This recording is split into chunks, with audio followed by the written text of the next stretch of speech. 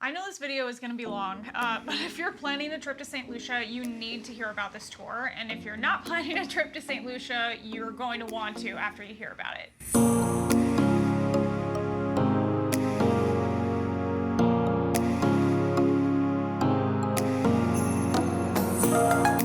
Hi guys, I'm Phoebe. I'm Adam. We're the couple behind In the Great Wide, and we went on a Caribbean cruise for my 30th birthday. I chose this specific cruise for us to go on because I wanted to be in St. Lucia, and this one put us in St. Lucia on my actual 30th birthday. It was pretty rad. Yeah, it worked out so well. We wanted to book tours with local companies as much as possible instead of through the cruise line. Because that actually supports the islands that we're visiting instead of sending more money off to a giant corporation that is actually based somewhere else. So it just helps the economy of the actual places that we're visiting. Yeah, always think local. It's good that way because the money goes directly to the people. It's nice. Yeah, and I found this tour online actually through Sulphur Springs. It's called the Land and Sea Tour. It's an all-day tour that would take us by boat from Castries, where the cruise ship would dock, down to Soufriere to give us views of the Pitons. Which was the whole reason why I wanted to go to St. Lucia. It includes snorkeling, a Creole lunch, drinks on the boat ride back to Castries, and a visit to Sulphur Springs, where we got to see the volcano, do a mud bath, and then rinse off in a nearby waterfall. It was a lot. So many things in this one day. So much fun. Yeah, and we had 10 friends that went on the cruise with us, and everybody kind of chose what they wanted to do each day of the cruise. We didn't do everything together every day, but everybody was excited to do this tour all together. Yeah, it was really fun. But unfortunately, COVID protocols in 2021 made taking this tour really difficult because of Royal Caribbean not understanding their own policies. And I'll spare you the details of all those problems we had since they're no longer relevant. The COVID protocols aren't an issue anymore. You can hear more about it if you want to in the part 1 review of the Royal Caribbean experience, the planning experience. Yeah. The company, the tour company we worked with on St. Lucia worked really hard to keep our business, even getting the St. Lucia Tourism Authority involved when Royal Caribbean couldn't figure out their own protocols and tried to force us to cancel the tour to book something with the cruise line instead. Yeah, I was really unhappy about it. But it ended up not happening, and we were so pleased to get to do this tour. And it wouldn't have happened without the hard work of a few individuals in St. Lucia that I was emailing back and forth with for weeks leading up to our cruise. They were great. They were really great. They were very informative. They were very helpful, very eager to help. It was really nice. Yeah. They would ask us stuff like about food allergies for lunch and whether we wanted a catamaran or a speedboat. Yeah, I chose the catamaran because we'd never been on one before. And I was just like, okay, catamarans, I feel like aren't really a thing in Los Angeles. You know, we live in Los Angeles. If we wanted to like get on a speedboat to go somewhere, we could do that. But catamarans aren't really a thing here. So I was like, let's do a catamaran. However, when we got there that morning in St. Lucia, there was apparently a big mix-up because even though I had been emailing back and forth with them for a couple of weeks, like I said, leading up to the cruise, I thought that it had been very clear at the end that, like, yes, we were coming to do the tour, and they knew that I wanted a catamaran instead of a speedboat. But then when we got there, when we got on the cruise, I didn't have access to my email anymore. And so in those couple of days, they tried emailing me, and when I didn't get back to them, they thought that we just, like, weren't coming for the tour anymore. So when we got to St. Lucia, when we got off the cruise ship in St. Lucia that morning, we got off the ship and got out of the COVID protocol area and all that stuff. There wasn't anybody. There was supposed to be a driver there to meet us, and there wasn't. And I panicked. And I immediately like went and found a local who was just like standing nearby and was like, hey, can I borrow your phone? I need to like call these people. They're supposed to be here to pick us up. And while the phone is like ringing, a driver showed up and was like, hey, we didn't know if you guys were coming. Yeah. So I showed up just in case. And I was like, what do you mean? Thankfully he did. I mean, it would have definitely put a damper on the day if it had taken another hour for somebody to show up. Yeah, but they said, we weren't sure if you were coming because you didn't reply to the emails the last couple of days. And I was like, what in the hell? I was furious, if I'm being honest, but he was like, okay, that's fine. That's great. You guys are here. We're going to get it worked out and taken care of. In the meantime, get in this van that I have here for the 12 of you, and I'll drive you around Castries, the town that we were docked in, and I'll give you a little tour. It was nice. It was, we got a tour around the downtown area, and he explained some things and kind of how the people were and where stuff came from. We got up onto this road up above where the ship was docked. We got to see a really nice view of the ship. Yeah. Showed us these weird little touch-me-not plants. Fern plant things that if you touch them, they close up. It was really cool. Yeah. It was a nice kind of impromptu thing. I mean, obviously we wanted to do the actual tour, but it was a nice little impromptu thing, and it wasn't like they just had to stand around waiting to discover stuff. Yes, so that was very nice. I don't know if that was supposed to really be included in the tour, but even if it was, then great. It was very nice to get to see a little bit of Castries. If it wasn't, then it was very nice of them to do that for us while we were waiting. Yeah. The other bad news was that because they didn't know if we were coming, they couldn't book a catamaran in time. Yeah. So when we got to the dock, it was a speedboat, and I was pretty bummed. Yeah. But I know there were other people in our group who were like, yes, speedboat, let's do it. Yeah, and they were stoked about it. And the company had recommended doing a speedboat for the group so that we would have more time to snorkel. Right. So I was just like, I just wanted to try out a catamaran, but the speedboat was fine. There was plenty of room for the 12 of us, and we had it all to ourselves.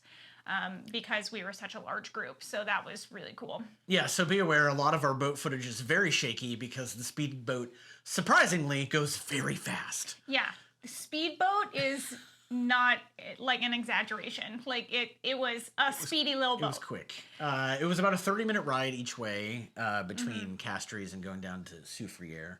Yeah, pro tip, you should plan to wear your swimsuit under your clothes all day on this tour because changing on the boat is not really a thing. We stopped on the way down at Anse Chastny, I think I'm saying that correctly, for snorkeling. And one person in our group was not already wearing their swimsuit. And I was like, are we just going to make, we can make a towel cube. It's a towel wall. For you to change behind. Luckily, the two tour guides that were with us on the boat were like, you can go down to the bottom part of the boat real quick to change, but it's really dark down there, so on and so forth. We're not supposed to be down there. So just be aware that, you're supposed to be wearing your swimsuit already when you, get to start the tour. Right. There just isn't anywhere for you to change. Unless you don't mind people watching you change. And then whatever, go for it. But, our group was pretty modest, so nobody was willing to do that. I mean, some people were. True. But Anse Chastny is this beautiful alcove along the coastline with a beach and a resort. And it's supposed to have some of the best snorkeling and scuba diving in St. Lucia. It was our first time snorkeling, so it was an open water, essentially. Weren't quite prepared for it. They did provide us equipment. But they did not provide us instructions. No. They literally handed us the snorkeling equipment, a mask, and the snorkel. And they were like, all right, jump off the boat. Yeah. I was just like, I'm sorry, what? Yeah, so the boat pulled up next to this roped in area that was not right next to the beach. It was by this rock face, this cliffside that was jutting out. So they pull up right next to this roped in area. The roped in area is supposed to be this side is for snorkelers and swimmers and this side is for boats. So it's just to keep them separate and keep them safe. So you don't get run over by a boat. Yeah, so you essentially had to jump off the boat into the water. And one of our friends, we were already wearing the snorkel masks when we jumped off the boat. And one of our friends, the pressure of her hitting the water when she jumped in ripped the snorkel mask off of her face. And it sank. It went all the way to the bottom. She couldn't get to it, and one of our other friends actually tried to swim all the way down to get it, but it was... But that's dangerous. It was do not do that. 20, 25 feet. It was deep. Yeah. So, but she came back up and she was like, sorry guys, I couldn't get it. and I couldn't get it. It sank, and they were like, "No, it's fine. Only the divers can get it now." Yeah. So, and they just gave her another mask, and it was fine. But I was still on the boat when that happened, and it scared the crap out of me. Yeah. So, for those of you who don't know, I have a very big phobia of bodies of water. And which is why going on a Caribbean cruise for your 30th birthday was absolutely brilliant. It was on my bucket list, and I really wanted to do it. So I've been working on getting over this phobia of bodies of water for like the last 10 years, and I've come a long ways. But I was not comfortable like jumping off the boat. And especially after that happened with our friend's mask getting ripped off when she hit the water, I was like, I don't want to jump off this boat. So luckily, the two tour guides, they kind of like grabbed my arms and like lowered me into the water off the side of the boat. It was very nice. I was the only person they did that for. But it was a little humiliating, honestly. It's not. They were willing. They wanted you to at least have as good of a time as you could. You know what I mean? Like I'm sure you're not the first person to be sitting on the boat going, I don't know about this. Yeah. You know, I was more the fact that I'd never been snorkeling before, or if I had, I was super young. I don't remember, but I wasn't aware, especially in open water like that, where there were waves. I mean, like it was definitely like pushing you around while you were in the water. The current wasn't like was very waves. strong. No, but the current was very strong, going back and forth. Which unfortunately caused a lot of rope burns on that rope. They kept yelling at us to get away from the rope, and it was like I literally don't know how. can't. Yeah. There were some people in our group who were more experienced snorkelers, and they knew, I guess, like swim closer to like the cliff side, the cliff face, and then the current will like pull you back out to where the boat is. We didn't know that. Yeah. Nobody told us that, so we were just like kind of like stuck out there, like right on the edge of where we were allowed to be, really, and we kept getting pushed into this rope that was so rough. So we ended up with like rope burns on our shoulders and, stuff, and like even on our necks and stuff. So like that was really not fun. Yeah. And I definitely had a panic attack. I tried to like keep my cool because I did not want everybody to see me like totally freak out, but I was definitely having a panic attack in the water. Yeah, I got yelled at. So, yes, I'm sorry. It's fine. I'd rather you yell at me than somebody else. But, you know, I was concerned because I knew you had a phobia for water. So, like, I was concerned to make sure you were okay. And I was just trying to not let that panic attack like set the tone for what the rest of the day was going to be like. So I was like, hold it together, Phoebe. And like I tried, you know, like to swim around and do the snorkeling thing. It was really hard. But point being, this is not a good place for first time snorkelers. They'll give you like pool noodles to help you like stay afloat and stuff while you're doing it. But we had somebody else in the group that did it for maybe like 2 minutes and was like, yeah, no, this is not for me. Yeah. And then immediately got back on the boat. Yeah. And I mean, you don't have to go snorkeling. Yeah. You could just like hang out on the boat and enjoy the beautiful weather, the beautiful scenery or whatever, and watch everybody else snorkel. Yeah. But the people in our group who had been snorkeling before, who like were more experienced, seemed to really enjoy snorkeling there. Yeah. So yeah, and there was a lot of fish. I had my phone was in a waterproof case, and I was able to get some footage of the fish down below. But not a lot because I didn't have a lot of experience with it. So I wasn't sure. I was also very concerned about the phone because it was my first time using this waterproof thing. And it was like, I'm just in the water. Like we weren't sure that it was actually going to be waterproof. So it was just a lot of first time things all happening at the same time. Yeah. So we did about 30 minutes of snorkeling thereabouts. Once the two guys realized that everybody was kind of like tired, getting back on and they're like, all right, let's get going, you know. Yeah. And then they essentially just kind of took us like around the corner, and then they made a quick stop at what they called the Bat Crack. Oh, the Bat Crack. It's literally just a giant crack in the cliff face on the ocean filled with thousands of bats. Yeah.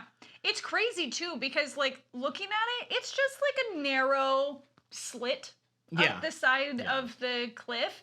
But they pulled right up to it, and you could hear the bats in there. Like, obviously none of them came out. It was the middle of the day, but you could hear them squeaking in there. I never actually saw any of the bats. Some people in the group said they did, but I never. I definitely heard them, but I didn't see any. Yeah, and then they took us out, like, further into the open water. It wasn't, like, far away at all, but they took us back out to take some pictures of each couple with the pitons in the background, which I'm so glad that they did, because that's one of my favorite pictures of Adam and I is from that. It's great views from the boat for the pitons. It's absolutely beautiful. Absolutely beautiful. Yeah. So then we docked in Soufriere, or Soufriere. Soufriere. Okay, I said it right. Hey, the driver asked us if we wanted to do lunch first or go to Sulphur Springs first. Yeah, we chose to go to Sulphur Springs first. Nobody in our group was super hungry yet, so we were like, yeah, let's hold off on lunch. So we did Sulphur Springs first. It's only about a 10-minute drive from the dock in Soufriere. It's not far at all. And they piled us all into one van that could fit all 12 of us at the same time. So that was really nice. Yeah. Yeah. Sulphur Springs, the actual volcano part of it is a whole experience all by itself. Which you can go to without booking a tour. We made a whole video about it so that you can go watch. There's a link in the description, so make sure you check that out. Yeah, it includes the world's only drive-in volcano, and by drive-in volcano, it just means that you don't have to hike to it like you would have to hike to get to similar sites in other places in the world. Yeah. But this one, you can just drive right up to it, and it's right there. The road is right next to the actual active volcano. Yeah. And then there's the mineral mud bath there that actually soothed our rope burns. The mud will stain light-colored swimsuits, though, so make sure you're wearing a dark-colored swimsuit. The mud is believed to have medicinal properties, so... It was cool. It was such a unique experience. The evidence is in the fact that it definitely soothed those rope burns. Which was the opposite of what I thought was going to happen. Right, because it's very warm. You know, the stuff is very warm, and you get in this very warm water. But it helped. It actually helped a lot. Yeah, and the tour guides used my phone to take pictures and videos of us the whole day, which was so awesome. It's really nice to not be expected to pay extra for your photos at the end of the tour. So I really, really appreciated that because so many of those photos are so priceless to me now. Everybody that was involved with this tour just seemed so happy that we were there. And like it was everyone was so pleasant and kind and was like, yeah, let's take photos. Let's do this, let's do that. It was great. It was a very positive experience. Yeah. So after the Sulphur Springs tour, the driver took us to Toraille Waterfall. It's French, and I don't speak French. I'm sorry if I said that wrong. It's very French. Yes, Toraille. Toraille Waterfall. Yes, to rinse off. It's a 50-foot waterfall. Huge, tall, biggest waterfall I've ever seen in person. Yeah, it was cool. It wasn't like a really wide waterfall. No. It was narrow, but it was very tall, very beautiful, in the middle of this almost like garden-like area. Yeah. And the pool is not very deep. Like it maybe like waist deep, if that. I don't even think it was waist deep when we were there. Yeah. But it's cold. It's definitely cold. So be aware of that. Yeah, it's cold water, and you can go into the pool at the base of the waterfall. You can stand under the waterfall if you want. I loved standing under that waterfall. The water hits you constantly. It's just like it's like it's very forceful, not to the point where it hurts, but it's like a massage, a really heavy massage. I loved it. I think it might have knocked me over. I got like right up next to it, but I was like, I don't think I want to take that one last step. I think it's gonna knock me over because I have stood under waterfalls before and I know how powerful they can be. So I was just like, And I loved it. I thought it was great. And the pool was very rocky. Yeah. And even wearing my water shoes, it was hard for me to keep my balance. Yes. I think that was another big factor about why I was like, I don't want to like be going in to have water knock me over. Yeah, you could easily tumble because it's not you gotta definitely pick and choose where you're standing and Yeah. and keep track of, so you don't twist an ankle or something. But it's very rocky, so definitely make sure that you bring water shoes when you're going to Yes. the Toraille Waterfall. Yeah. And make sure you take your own towel as well.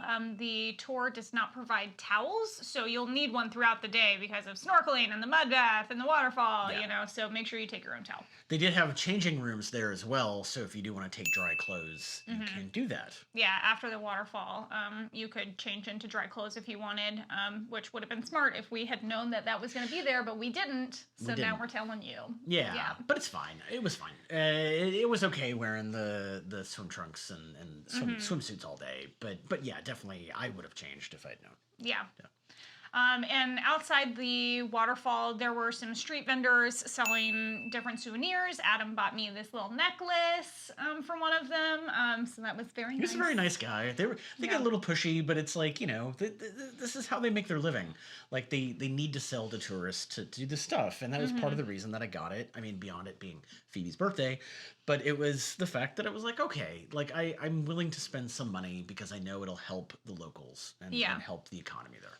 Yeah, and especially at that point in time when the pandemic had hit them so hard. Yes, that might be part of the reason they were so excited we were there, but like it was definitely, they had spent a good year plus like not having anybody come by. And the islands rely so heavily on tourism. They only take cash though, so just be aware, make sure you take some cash to give to the vendors to buy beautiful necklaces. And so after the waterfall, they drove us to this restaurant for lunch that looked like a house that was on the side of the road. And I'm pretty sure it was once upon a time. It was super. It was just like, oh, we're here. And I was like, wait, we're here? Like, this is okay? Yeah, that may sound sketchy to some people, but like this is the kind of place that we love to find when we travel. Yeah, we really want to try the authentic local foods in eating at places where locals would eat. Yeah. Like that, This was perfect for us. Yeah. So we got there in the late afternoon and we had the place all to ourselves. Literally all to ourselves. It was definitely after like a lunchtime, and I kind of got the impression that they had stayed open knowing that we were going to be there as part of the tour, or them working together however that they booked the tour. But it seemed definitely like they were just waiting for us to show up. Yeah, but it was very nice. When we got there, they had set up a little balloon arch, and they played music, and they had put roses on the table, decorating for my birthday. And they gave me a gift bag with this beautiful scarf. It also had a keychain, a bottle opener, and the bag was actually like a beach bag, which is what I use every time we go to the beach now. So it was very thoughtful. It came with us on our last cruise. Yeah. It was great. It was totally unexpected. Totally unexpected. Yeah. It was great. It was very kind, very thoughtful. And I got to meet the woman that I had been emailing with, and she helped serve us lunch. She was also very, very pregnant. Yes. She had been, I learned like towards the end of our email correspondences that she was pregnant and on bed rest for most of the time that she was helping me, which made me feel really bad. But I was like, I didn't know this. And and she was sending emails. So she was so nice. She was so nice. She was, again, so happy that we were there. Yeah. She was super nice. It was great. And we were so happy to be there. Yeah. So they served us lunch. We didn't get to choose like an order. It was just a plate that they made up. No idea what it was. No idea. By that point, it was like, hey, here's the food, and it was like, I mean, we're not picky eaters. But I also can't eat spicy food. So they made a plate especially for me because I can't have like peppers. They were very aware of food allergies in the group because there were a couple of people with food allergies. So I really appreciated that. Yeah. But the restaurant is known for its local Creole cuisine. I think there was like fish, maybe some chicken, plantains involved, take a look at the photo and tell us if you know what this stuff is. Yeah. Please tell us in the comments because it was really good. The food tasty. was really good. Yeah, it was tasty. We just don't know what it was. Hey, that's who we are. We just eat the food put in front of us. Yeah. And it was all included with our tour price, which was $150 per person. So, like you said, they just prepared the food for us. We didn't actually order anything off of a menu. We never saw a menu. Yeah. So we have no idea. It was all planned part of the overarching tour. Yeah. Yeah. So after lunch, the driver took us back to the Soufriere pier to get back on the speedboat. They had a cooler full of local Piton beer, which was nice, and rum punch. Yes. And I always want to try the rum punch on every island in the Caribbean because each island has their own recipe and it's often made with rum that is distilled there on the island. So rum punch is usually a symbol of pride for each Caribbean island. However, I had the rum punch. It was in this small plastic cup, no lid or anything. We're on the boat, but the boat was going so fast, I literally could not tip the cup back to drink the rum punch because it would just be like, woo, I mean, it was going so fast, we couldn't even stand up on the boat to go back to get a beer instead. Like, it was like you stand up and then you just immediately sit back down because it was like, nope. Yeah, so I just kind of stayed where I was, and then our friends, passed beers up to us because I couldn't drink the rum punch. I mean... Yeah, one of our friends was like, just throw it in the air and I'll catch it in my mouth. Yeah, because the wind was so strong. He was like... Rum punch, just toss it. Yeah, I don't know how fast we were actually going, but we were absolutely flying. Yeah. Like, it was incredible how fast. And I get it, like, the tour was close to being done, so they were like, yeah, let's get back as quick as we can. Yeah. Well, and they wanted to make sure that we were going to get back in time to catch our cruise ship. True. We did have to get back to make sure that we didn't miss and got stuck on St. Lucia. Yeah. But on the way back, we did make a quick stop into Marigot Bay, which is this picturesque inlet that was used for filming Dr. Dolittle in the 60s. But it's still beautiful as ever. It was such a beautiful little area. Yeah, we actually picked up a friend of theirs, of the boat guides, and took him back with us to Castries. He was really fascinating. He was very talkative. It was really funny. Yeah. But he was great. It was fun to talk to him. He had done some work, and they were like, I think they had been texting, and he was just like, all right, we're going to come pick you up. We're on the way. Yeah, it was cool. It was fun. Everybody was very friendly. It was cool. It was, I mean, it wasn't out of the way, and it was kind of like, all right. Yeah, and we got to see Marigot Bay. We got really close to some really beautiful boats in Marigot Bay. Some very expensive looking yachts. Very expensive boats. And then along the way, also, they stopped to point out something called Lover's Arch. I read somewhere that it's also called Cinderella Slipper. I don't know. I thought I had read that somewhere because of the way it's shaped, which you can see in the footage. It looks like a heel, like a heel that you put on. So I think that's maybe a local name or something. Okay. But anyway. Yeah, I hadn't heard that. I know on the tour they called it Lover's Arch, if I remember correctly. But who knows? Yeah. It was really pretty and it was awesome. And it was really cool to see. It's definitely been in like movies and stuff. If you see it, when you see it, you're like, oh yeah, okay. Yeah, like, very picturesque. Yeah, the coastline is absolutely gorgeous. Cliffs covered in lush greenery. Yeah, the island honestly kind of has a Jurassic Park vibe. Because it's just so so tropical and like mountainous and green and lush. It's just like a jungle. Yeah. It's amazing. I cannot wait to go taking back. the van from the pier through near the Pitons to the drive-in volcano at Sulphur Springs, like it made me think of like Indiana Jones. Like it was so cool. It's such a cool island. Like definitely can't wait to go back. Yeah. And we weren't sure if we were going to have time to do this tour since we were visiting on a cruise and we only had like 9 hours, I think.